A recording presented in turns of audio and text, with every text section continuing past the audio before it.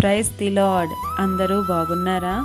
మా వాగ్దానములను వినినవారు అనేకులు తమ ప్రార్థనా విజ్ఞాపనలను ఫోన్ చేసి తెలుపుచున్న వారి అందరి కొరకు మేము మా ప్రార్థనా యోధులతో కలిసి ప్రార్థించుచున్నాము.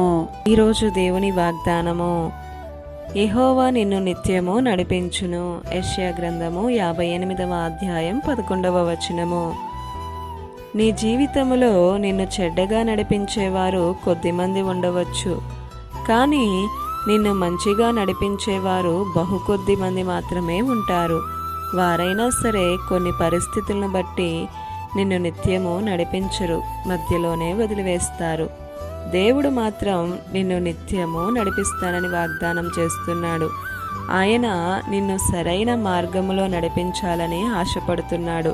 నీవు యథార్థ మార్గములో నడవాలని, నీతికరమైన మార్గములో జీవించాలని, సర్వసత్యములో ఉండాలని, జీవజలముల బొగ్గ యొద్దకు నడవాలని ఆయన ఆశపడుతున్నాడు. అంత మాత్రమే కాదు, నీ జీవితం బాగుండాలన్నా, అనేక మందికి ఆదర్శప్రాయముగా ఉండాలన్నా నీకు సరైన సలహాలిచ్చి మంచి మార్గంలో నడిపించే వ్యక్తి కావాలి. ఆ వ్యక్తి యేసయ్యే. ఆయనకు నీ జీవితాన్ని అప్పగించుకోగలిగితే ఆయనే నిన్ను అద్భుతముగా నడిపించగలడు. ఈరోజు చాలా వరకు అందరూ హీనముగా చూస్తున్నారని కృంగిపోతాం. అందరూ హీనముగా చూసే కాకి ద్వారానే ఒక గొప్ప ప్రవక్త పోషింపబడ్డాడు. నిన్ను ఈరోజు ఎంతమంది హీనముగా చూసినా బాధపడవద్దు. నా దేవుడు నిన్ను ఘనముగా వాడుకుంటాడు.